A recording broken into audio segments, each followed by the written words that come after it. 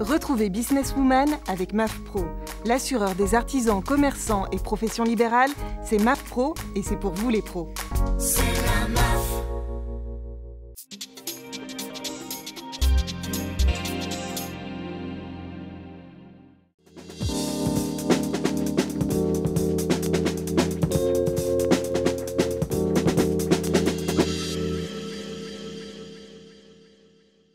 Bonjour et bienvenue sur Demain TV et We Do Biz pour ce nouveau numéro de Business Woman, l'émission dédiée à l'entrepreneuriat au féminin.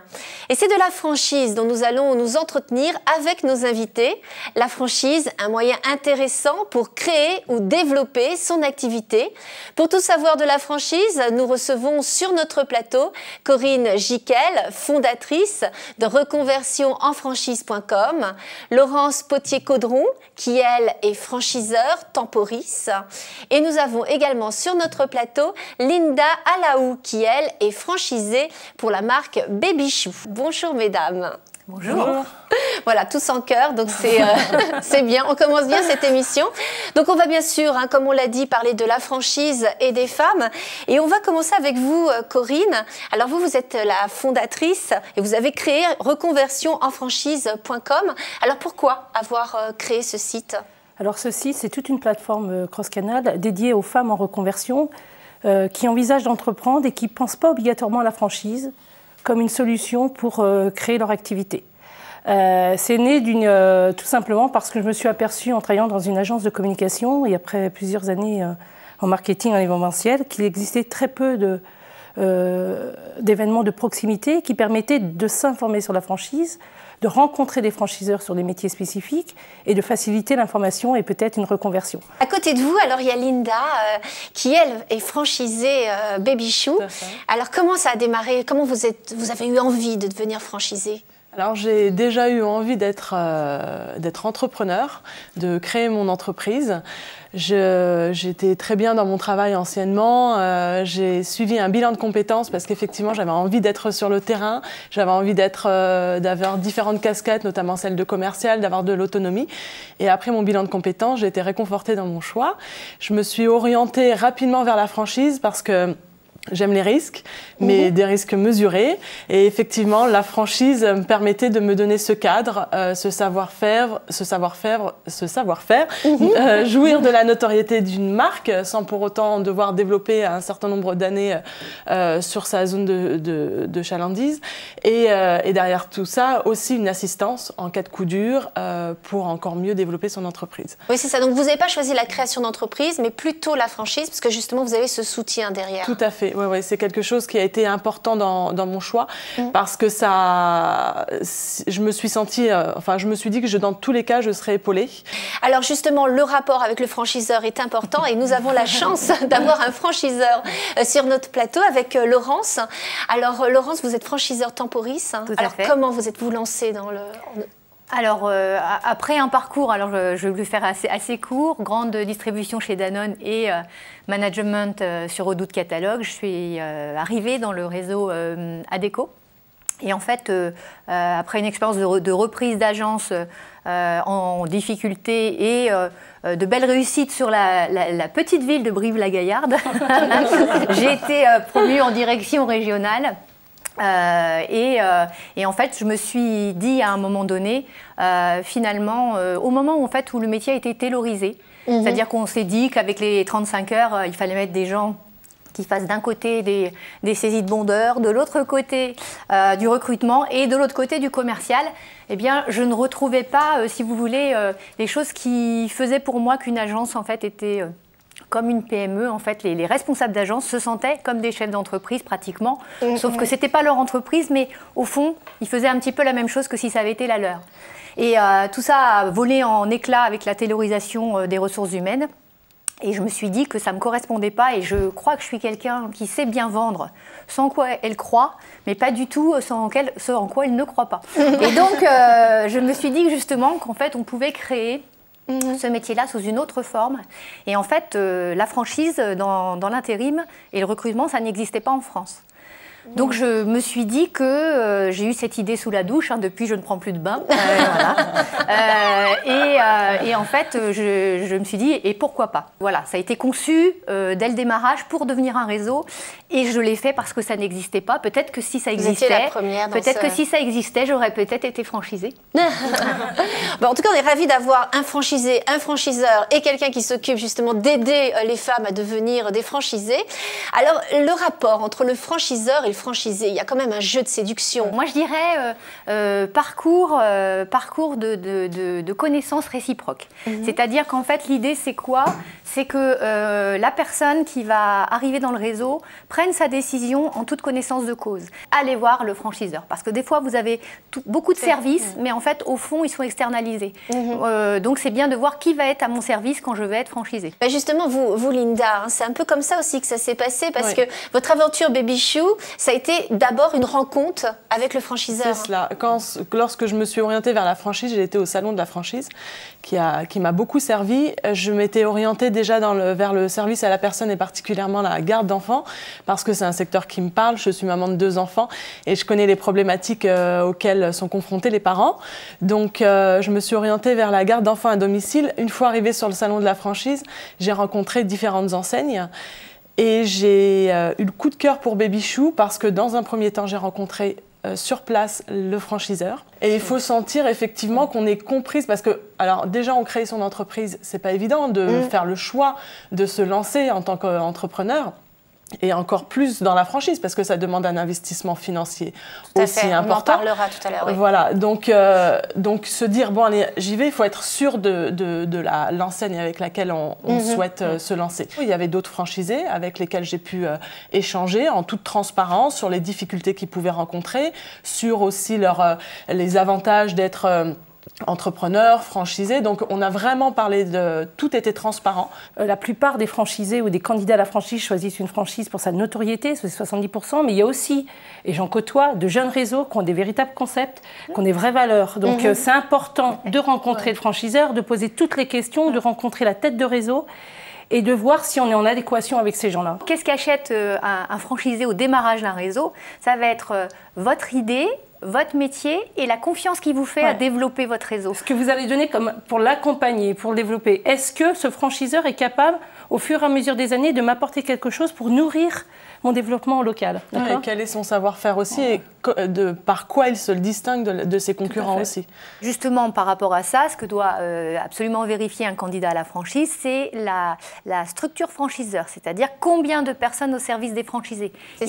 Oui, parce qu'en fait, si vous voulez, justement, est-ce que ma franchise m'accompagne pour me lancer ou est-ce qu'elle m'accompagne tout au long du contrat? Ça, c'est très important. On va aller, je veux dire, on a un accompagnement très fort. Par exemple, on sort tous les mois, on a 5 contrôleurs de gestion qui sortent les états de gestion de mes franchisés tous les mois. On arrive à une autre question très importante, c'est les compétences du franchisé. Parce que souvent, là, on a parlé de l'accompagnement, du suivi, qui est très important, qui fait partie des choix. Donc ça, on l'a bien compris. Maintenant, les compétences de chacun. Parce qu'on est suivi, mais il faut quand même avoir des qualités d'entrepreneuriat. Déjà, je pense que vous serez d'accord avec moi, il faut être entrepreneur. On ne peut pas, même si ce n'était pas en franchise, si vous voulez créer votre entreprise, il faut la développer. Donc, outils apportés ou pas par le franchiseur, il faut se développer. Donc, être entrepreneur. Après, la question à se poser, est-ce que je suis faite pour être commercial ou commerçant?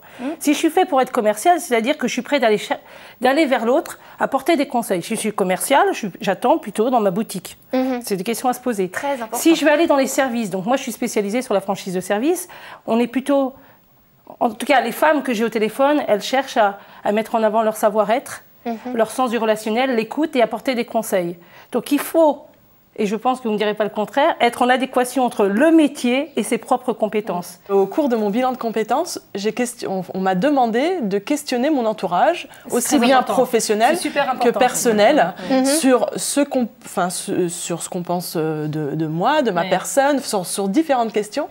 Et finalement, on a fait le bilan de ce panel de personnes interrogées. Et effectivement, ça a conforté les entretiens que j'ai pu effectuer avec la consultante. Parce qu'on ne se connaît pas forcément soi-même.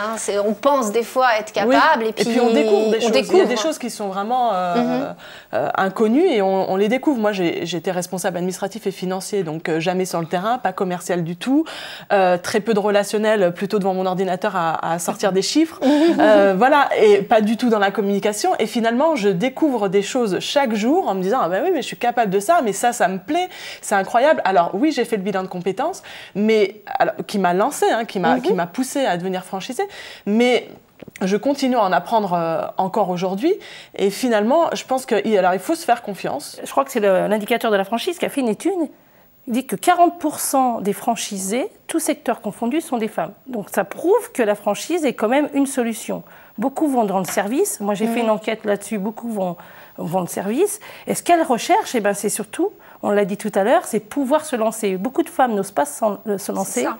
Parce qu'elles ne sont pas accompagnées. Elles ont peur des aspects financiers. Elles sont bloquées en disant, oui, mais si c'est un risque, et si je me casse la figure, et si je ne ramène pas de l'argent à la maison, et si. Donc, elles veulent d'abord être accompagnées. 80% des femmes veulent d'abord créer. Elles ont cette envie parce qu'elles veulent donner du sens. Elles veulent aller vers le métier qui leur convient. Et beaucoup ne pensent pas à la franchise. Est-ce que la garde d'enfants, est-ce que du gardiennage d'immeubles, comme je dis souvent, est-ce que de l'intérim, on y pense en franchise? Mais beaucoup ne le savent pas. Non, c'est vrai, c'est vrai. Et il y a plein de métiers comme ça en B2B, en B2C. On n'a pas parlé non plus de l'investissement pour la franchise. C'est quand même un coût. Comment justement, il faut parler chiffres, combien on investit, combien cela peut rapporter au bout de combien de temps, comment on s'en sort financièrement, Linda, votre expérience? Oui, tout d'abord, de connaître son apport initial, parce que dans toute franchise, il y a une partie d'apport personnel et une partie ensuite d'investissement et qu'on va demander à la banque de prêt bancaire. Donc, dans un premier temps, moi, je sais que ça a été aussi un des critères, que l'apport initial ne soit pas trop élevé, que l'investissement global ne soit pas non plus trop élevé, parce que ça rajoutait également une charge et une crainte dans le développement et dans la rentabilité après de son activité. Donc, savoir à quel moment, et en discutant notamment avec les franchisés et les franchiseurs, à quel moment, à quel niveau de chiffre d'affaires on va pouvoir être à l'équilibre, à quel niveau de chiffre d'affaires on va pouvoir se sortir à un salaire, à quel niveau on va pouvoir embaucher. Tout ça, effectivement, c'est un schéma qu'il faut bien décortiquer. Il y a un fonds de garantie des droits aux femmes, il faut le savoir. Qui est animé par France Active et Initiative France. Voilà. Donc il y a des aides. Ce que je voudrais, c'est vrai que la franchise est vraiment une solution pour être épaulée. Moi, je suis dans le mouvement de l'entrepreneuriat au féminin. Je ne voudrais pas les oublier. Il y a toutes ces associations féminines qui aident les femmes à entreprendre, comme Force Femmes, Actionnel, Réseau et bien d'autres. Même elles entreprennent le site, qui viennent donner de l'information. Et on peut, c'est vrai, au-delà des banques, se faire aider. Alors combien il faut investir en moyenne, combien il faut prévoir Pour moi, la franchise de service, à moins que je me trompe, je ne sais pas, mais pour moi, la moyenne, en gros, c'est 80 000, avec entre 15 et 25 000 euros d'apport. C'est à peu près ça, je pense. Chez moi, chez vous, c'est moins, vous voyez. Chez nous, on est moins aussi. Voilà. Ah non, chez moi, c'est plus. En fait, moi, oui. En fait, chez nous, il faut avoir, idéalement, alors il y a une spécificité, 90 000 euros d'apport, et on peut faire l'opération à 60 000, avec un apport de 60 000. Alors pourquoi? Parce qu'on est dans un métier où, en fait, il y a une garantie financière qui garantit que si l'agence fondait les plombs, les intérimaires seraient payés. Donc, de ce fait, cette garantie est fixée par décret gouvernemental tous les ans. Elle est de 126 000 euros. Donc, forcément, le garant financier va demander un capital suffisamment important. Donc, souvent, le capital social de mes franchisés est au moins de 60 000, 90 000 euros. Voilà. Donc, par contre, il y a un retour, parce que c'est quand même ça le plus important, un retour sur investissement très rapide. Moi, j'écris en 2-3 ans. Si j'écris en 2-3 ans, c'était tout à fait réalisable. Et j'ai des franchisés qui équilibrent les comptes la première année.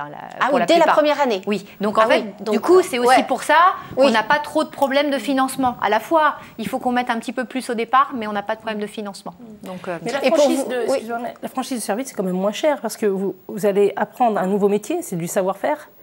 Vous n'êtes pas obligé, pour certaines marques, enseignes, d'avoir un local en centre-ville. Oui, il y a ça aussi. Vous pouvez exercer dans un bureau, ça dépend des métiers.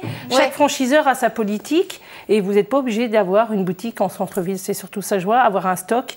C'est pour ça que je pense que la franchise de service, en tout cas moi, les personnes qui me contactent, c'est surtout pour de la franchise de service parce qu'il y a moins d'investissement. Et la franchise et les femmes, une longue histoire, vous l'avez compris. Merci beaucoup, bien sûr, à nos invités. Merci beaucoup. Vous pouvez revoir cette émission sur demain.fr, wedoobiz.com et ellesentreprenent.fr. Au revoir à tous et à très bientôt.